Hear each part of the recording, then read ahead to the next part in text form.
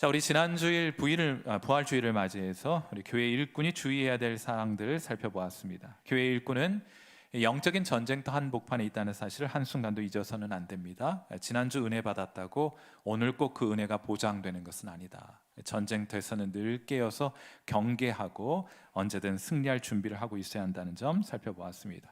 이를 위해서 하나님께서 우리에게 양심을 주셨는데 이 양심 잘 지켜 더럽혀지지 않도록 타협하지 않고, 세상과 타협하지 않고 이 양심 잘 지켜야 하는 것이며, 또 더욱 이 양심의 소리에 민감해져야 하는 것을 말하였습니다. 그리하여 사도들로부터 전해받은 복음의 진리를 잘 지켜가야 한다, 이런 메시지 살펴보았죠. 오늘은 교회 일꾼들이 가져야 할, 여러분들이 가져야 할 삶의 우선순위에 관하여 살펴볼 작정입니다. 오늘 설교의 첫 번째 요점은 이것입니다. 교회 일꾼은 최우선적으로 기도하는 사람들입니다. 디모데전서 2장 1절 말씀 우리 함께 읽어보도록 하죠. 디모데전서 2장 1절 말씀 같이 읽습니다. 시작. 그러므로 내가 첫째로 권하노니 모든 사람을 위하여 간구와 기도와 도구와 감사를 하되. 여기 바울은 교회 일꾼인 여러분들, 저와 여러분들 향하여, 그리고 디모데를 향하여 내가 첫째로 권하노니 하고 말을 하죠. 여기 첫째가 있으니까 뭐 둘째도 있고 셋째도 있겠지, 성경 읽어보시면 찾아볼 수 없습니다. 그냥 첫째만 있어요.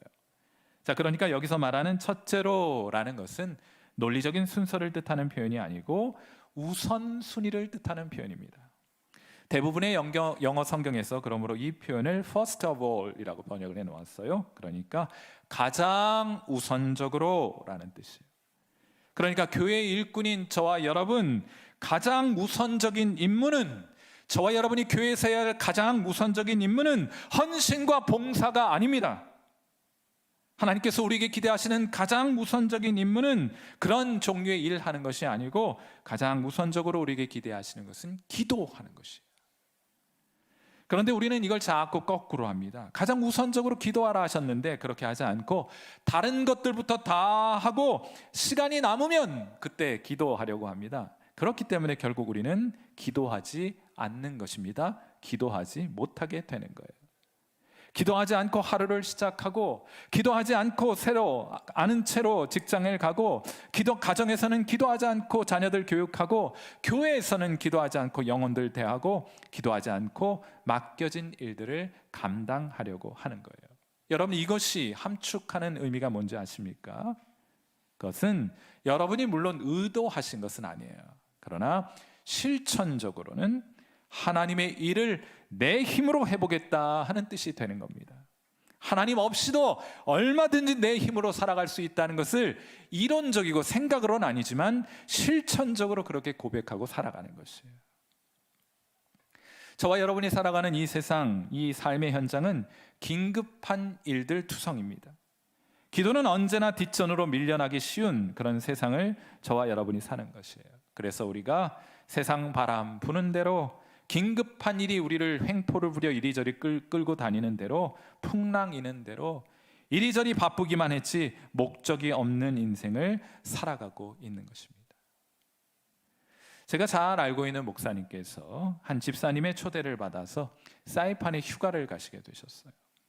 그런데 하루는 빗방울이 떨어져서 밖에도 나가지 못하고 호텔에 머물고 있는데, 이 집사님이 목사님에게 다가오셔서 목사님 우리 바닷가에 가요 라고 얘기를 해요. 아니, 비 오는 날 무슨 바닷가예요? 그러자 이 집사님 하시는 말씀이, 목사님 우리 잠수함 타러 가요. 비 오는데 무슨 잠수함입니까? 그러자 이 집사님 하시는 말씀, 목사님 깊은 곳에 들어가면 바다는 아주 잔잔해요. 그리고 별 세계가 펼쳐집니다. 여러분, 물 위에는 바람도 불고 구름도 끼고 파도도 일어나지만은 바다 저 깊은 곳은 다릅니다. 유리알같이 맑고 투명한 세계가 펼쳐지게 됩니다. 아름답고 신기한 모양의 물고기, 산호초들, 2차 세계대전 당시 침몰한 군함들이 있는 그대로 보이는 잠잠한 세계가 펼쳐지게 되는 것이에요. 기도는 어떤 의미에서 영적인 잠수함입니다. 그걸 타고 우리 인생의 심연에 깊이 들어가게 될 때 놀라운 세계가 펼쳐지게 되는 것이에요. 그곳에 머물게 될 때 하나님께 속한 온갖 탁월하고 아름답고 보배로운 것들의 세계가 여러분의 눈앞에, 여러분들의 심령에 펼쳐지게 될 것입니다.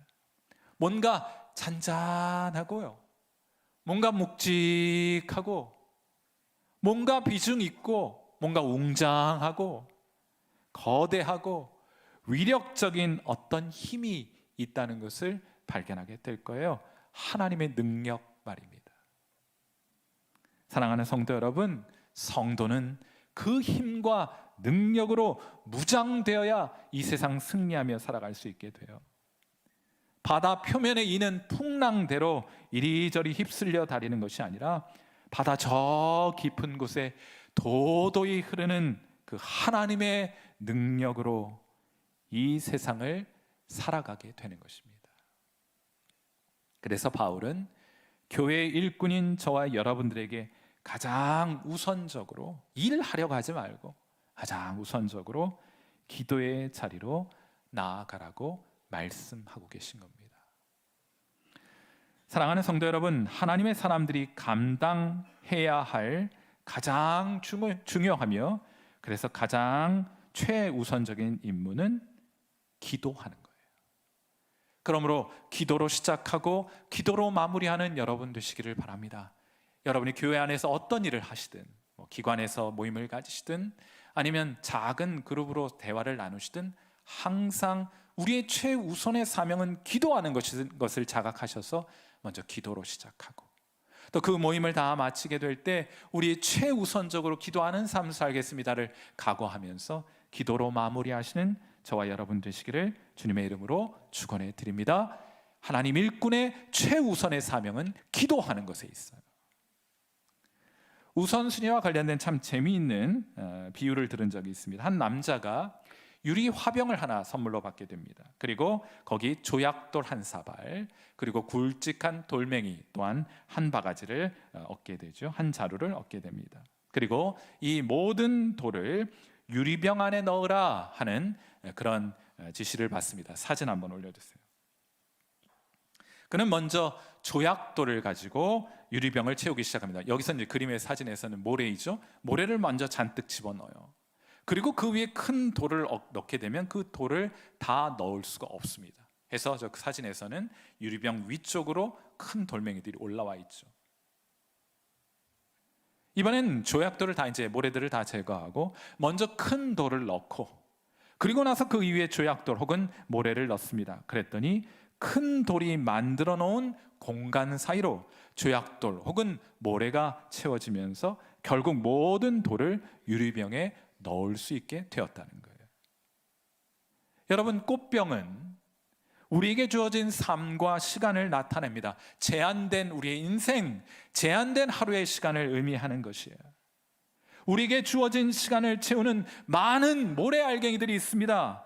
유튜브 봐야죠, 이메일 체크해야죠, 카톡 봐야죠, 마감일 다가오죠, TV 프로그램 봐야죠, 취미생활도 해야죠, 건강을 위한 운동과 습관도 이루어가야 하지 않겠습니까? 그러나 만일 우리가 주의를 기울이지 않는다면 우리의 시간은, 우리의 유리병은 이런 모래알갱이들로 먼저 채워져서 정작 더 중요한 큰 돌들을 채워낼 수가 없게 되는 거예요. 그러나 만일 우리가 큰 돌들, 우선순위를 가지고 해야 할 것들, 하나님의 말씀이며 기도, 그리고 섬김과 사랑의 실천을 먼저 여러분의 인생의 병에 담게 된다면 그 외에 다른 그 큰 돌이 만든 공간 때문에 조약돌들도 모래알갱이들도 얼마든지 채워넣을 수 있게 될 것입니다. 사랑하는 성도 여러분, 여러분은 올바른 삶의 우선순위를 따라 오늘을 살아가고 계십니까? 하나님의 일꾼은 우선순위를 따라 사는 사람들이에요. 바람이 부는 대로, 풍랑이 이는 대로 이끌려 다니는 사람이 아니라 더 도도한 하나님의 인도하심을 따라, 우선순위를 따라 살아가는 인생인 줄 믿습니다.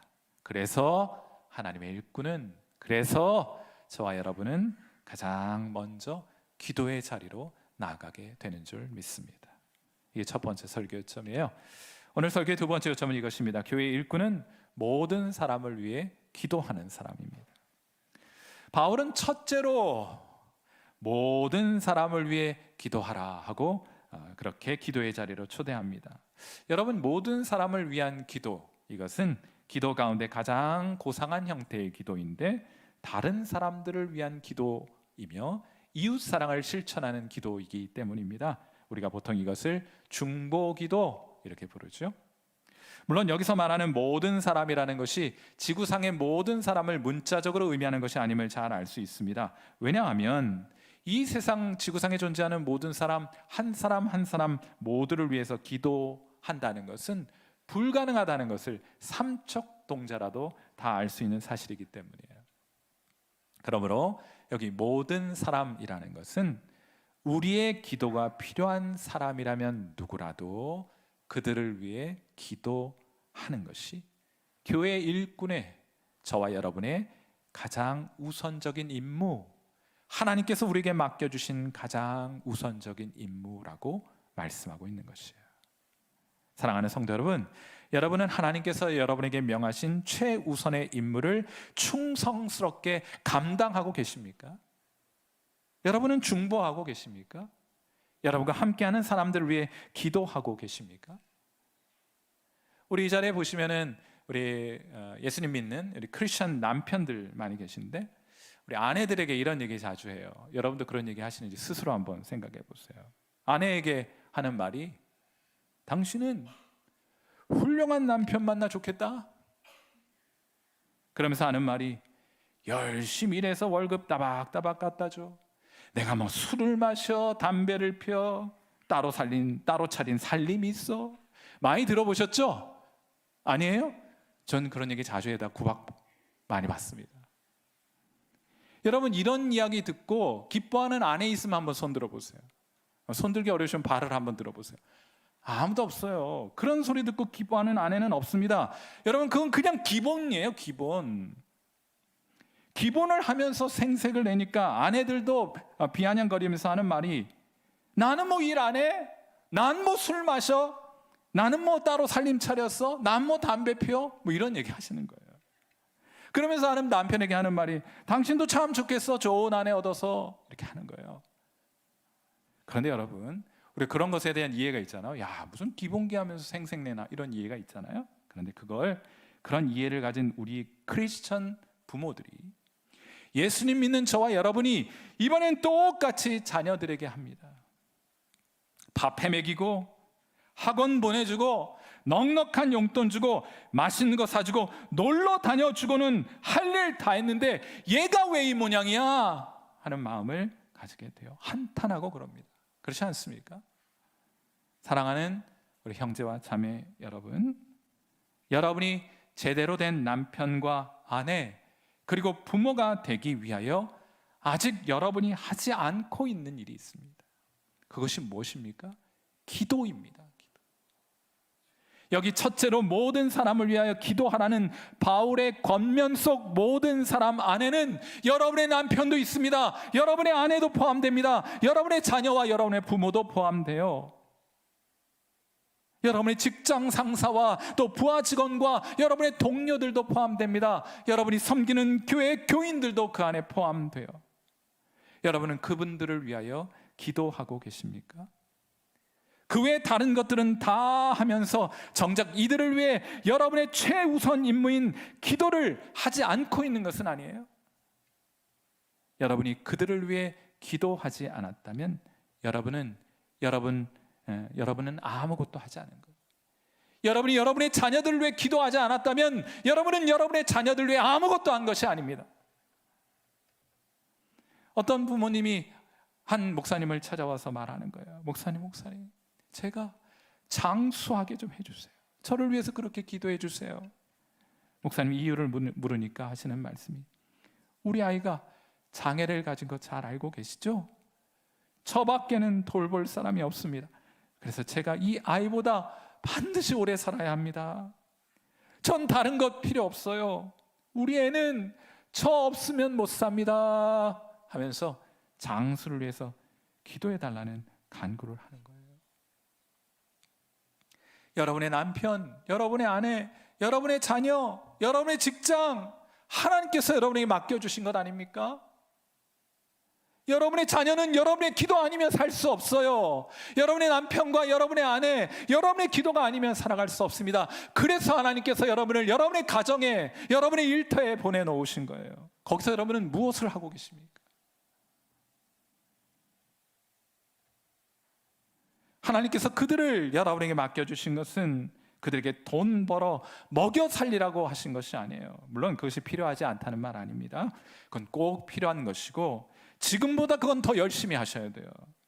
하지만 그럼에도 불구하고 가장 우선적인 것은 아닙니다.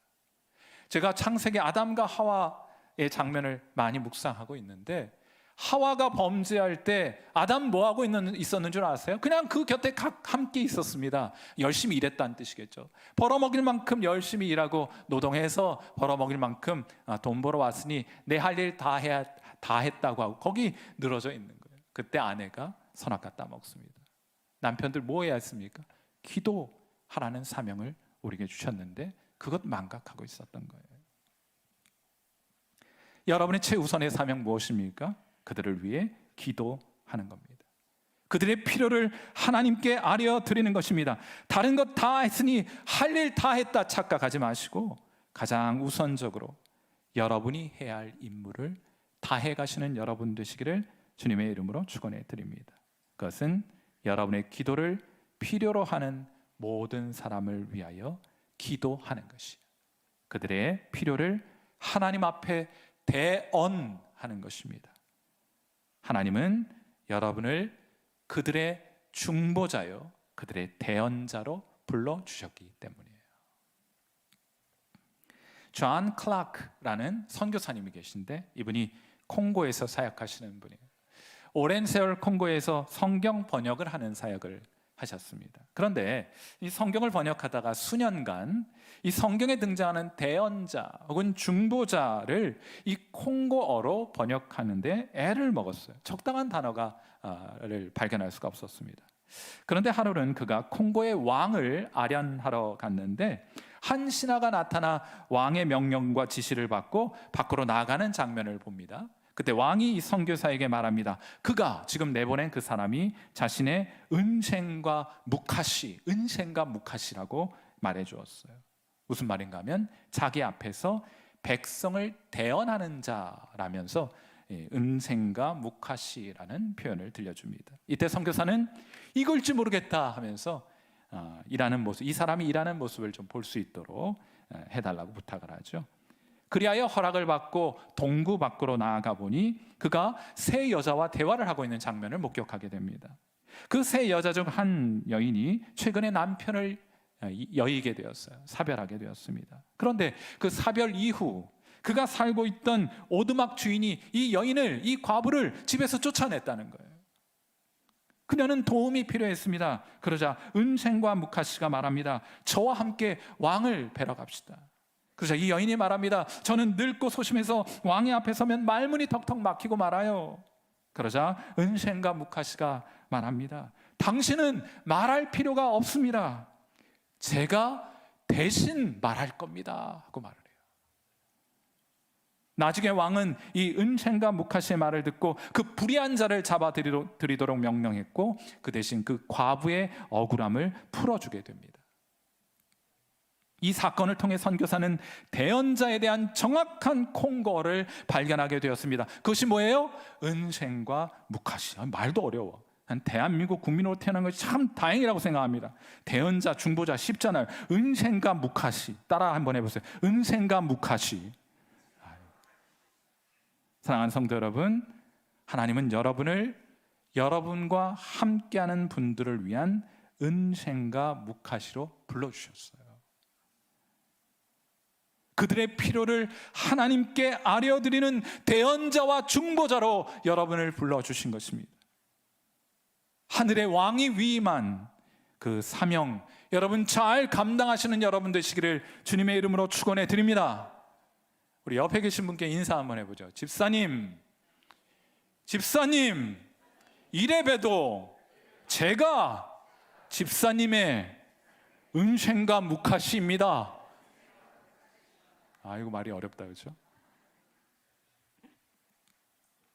오늘 설교의 마지막 요점은 교회의 일꾼은 다투지 않고 기도한다 하는 겁니다. 오늘 본문의 결론은 디모데전서 2장 8절이에요. 2장 1절 기도로 시작하고 2장 8절 기도에 관한 권면으로 마무리하게 됩니다. 2장 8절 말씀 우리 같이 한번 읽는데, 오늘은 우리 여자분들은 가만히 좀 계시고, 이거 차별하는 거 아닙니다. 남자분들만 2장 8절 같이 한번 읽어봐요. 시작.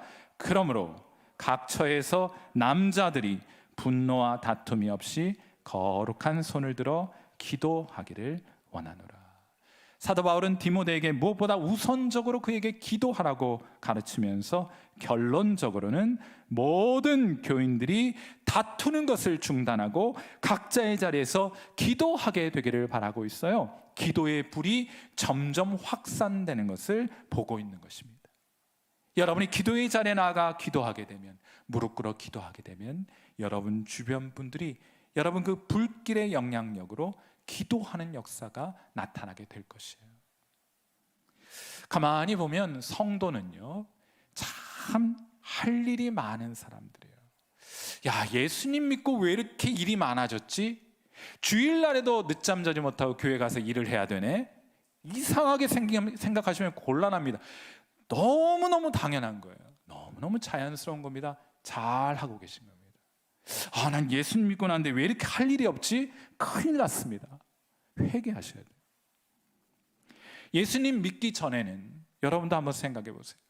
예수님 믿기 전에는 전혀 제 자신의 욕망에 충실하기만 하면 됐습니다. 제 욕망에만 충실하면 됐어요.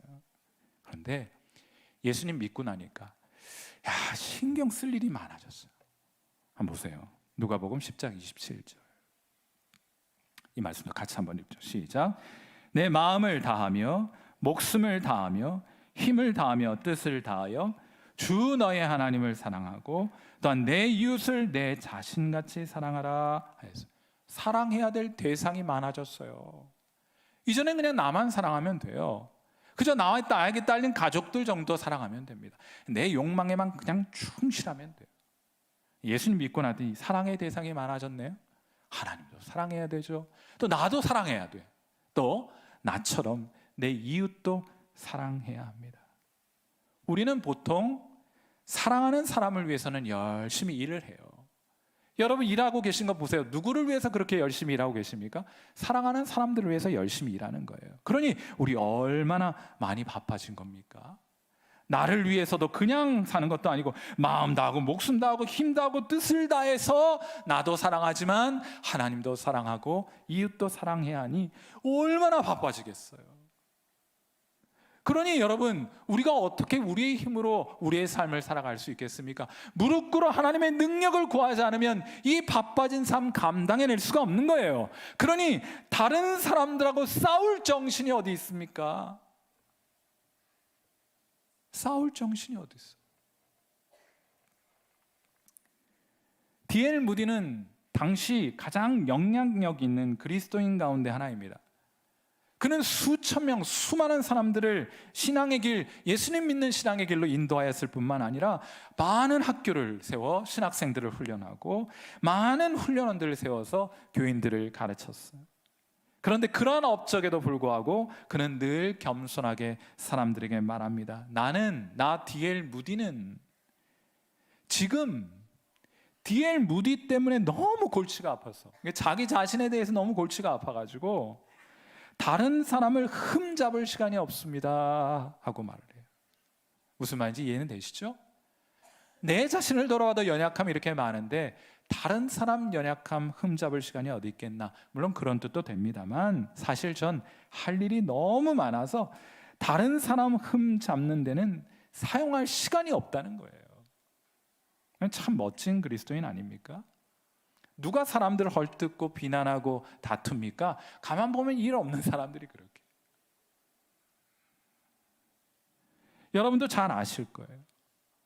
누구를 미워하는 거 있잖아요. 여러분도 잘 그런 경험이 있으시잖아요.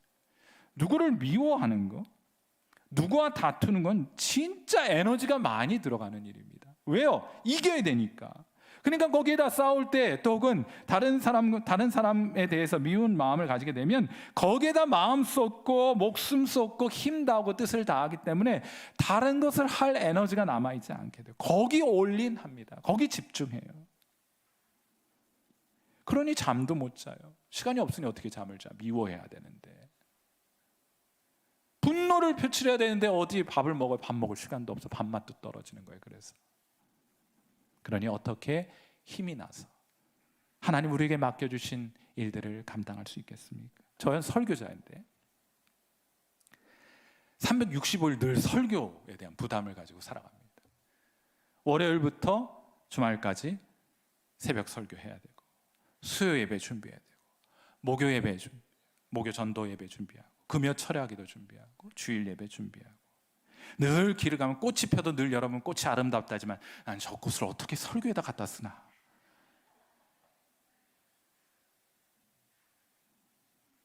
여러분 저도 사람인지라 자칫 화나고 누굴 헐뜯고 누구를 미워하는 일에 연루될 때가 있습니다. 그런데 제가 경험적으로 그걸 잘 알아요. 제가 그런 일에 연루가 되면 설교 준비가 제대로 되겠습니까? 에너지를 거기다 다 쏟고 있는데 설교 준비할 에너지가 어디 있겠어요? 그런 마음을 품고 누군가를 미워하거나 누군가와 다툰 그 불편한 마음을 가지고 설교를 하면 설교 잘 되겠습니까? 그러니 제가 찾은 방법은 제가 살기 위하여 하나님 제게 맡겨주신 사명 감당하기 위하여 제가 찾은 방법은 가급적이면 그런 일 없도록 주의하고 설령 그러한 일이 있으면은 그 즉시 해결하도록 애쓰는 편이에요. 제가 살기 위함입니다. 제가 하나님의 사명을 감당하기 위함이에요. 시편 23편 여호와는 나의 목자시니 내게 부족함이 없으리로다 이렇게 시작하는 시편 23편 5절에는 참 재미있는 장면이 소개가 되어 있어요. 자, 우리 장면 같이 한번 읽어보죠. 시작. 주께서 내 원수의 목전에서 내게 상을 차려주시고 기름을 내 머리에 부으셨으니 내 잔이 넘치나이다 하니까 여러분 성경을 뜨문뜨문 읽으시면 여기 내 머리에 부으셨다 하니까 여러분은 생각하고 예수님께서 사람 머리 위에 기름을 붓는 장면을 생각하시는데 그렇지 않고 시편 23편 1절은 여호와는 나의 목자시니 이렇게 시작하잖아요. 나는 누구입니까? 푸른 초장과 쉴만한 물가가 필요한 양이에요. 그러니까 여기 지금 시편 23편 5절에 기름을 머리에 부었다는 것은 목자가 양의 머리에 기름을 바르고 부었다는 것을 뜻합니다. 그런데 왜 목자가 기름을 양의 머리에 바릅니까? 짝짓기 시즌이 되면 수컷들이 미쳐 날뛰어요. 암컷을 차지하기 위해서 여기저기 다니면서 들이받고 다닙니다. 그러다 보면 서로 중상을 입히기도 하고 심지어 머리가 깨져 죽는 양들도 생기는 거예요. 이 양들을 보호하기 위해 사용되는 것이 무엇입니까? 기름이에요. 기름을 발라놓으면 어떻게 됩니까? 그것이 윤활유의 역할을 하게 되죠. 그래서 들이받으면 미끈덩하고 비껴나가게 돼서 살게 되는 거예요. 게다가 기름은 치료하는 데도 큰 도움이 됩니다. 그래서 지혜로운 목자들은 때를 놓치지 않고 양들의 머리에 기름을 부어주는 거예요. 사랑하는 성도 여러분, 예수님 믿으면 바빠져요. 자연스러운 겁니다. 또 한 가지 기억하셔야 될 거 있어요. 우리 예수님 믿고 연약한 많은 사람들끼리 함께 하자면 속상한 일이 있는 겁니다. 속상한 일 없는 데가 어디 있겠어요. 무덤밖에 없습니다. 그건 옆 사람이 아무렇게 건들리지도 않아요. 거기가 누워 계시면 여러분 건드릴 사람 없어요. 함께하면 속상한 일 있는 겁니다. 자연스러운 거예요. 때로 깊은 상처도 생기는 겁니다. 원래 양이란 놈들이 그래요. 다니면서 상처 내는 그런 존재들입니다. 그러니 현실적인 방법은 그런 상처와 불편함과 속상함 없는 장소를 찾아다니는 것이 아니라 어떻게 해야 되는 거예요?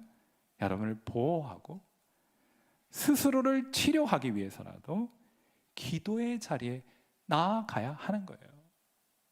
기도의 자리에 나아가면 여러분에게 기름을 부어주시는 분이 계세요. 성령의 기름을 여러분의 심령 가득히 채워주심으로 여러분을 보호해 주시고 여러분의 그 속상함과 아픈 상처를 치유해 주실 분이 계시니 당장 그 다툼과 미움과 분노의 자리에서부터 일어나셔서 기도의 자리로 나아가시는 여러분 되시기를 주님의 이름으로 축원해 드립니다. 그 기름 부음이 있는 곳으로 나아가시는 저와 여러분 되시기를 주님의 이름으로 축원해 드립니다. 우리 함께 기도하겠습니다. 자, 우리 반주 들으시면서 함께 기도하도록 하죠. 여러분의 삶의 우선순위를 다시 재정비하십시오. 기도가 여러분 인생의 최우선순위를 차지하게 하십시오.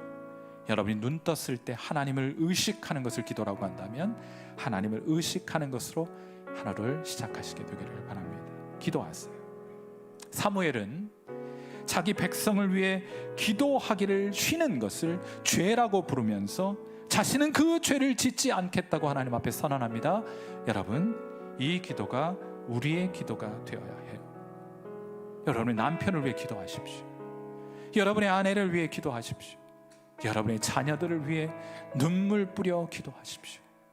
여러분의 직장 동료들을 위하여 기도하십시오. 여러분이 만나게 될 교인들을 위하여 기도하십시오. 그리고 기도의 자리에서 하나님의 그 기름 부으심의 축복을 경험할 수 있게 해달라. 오늘 시간 하나님 앞에 간절히 하나님께 기도하고요.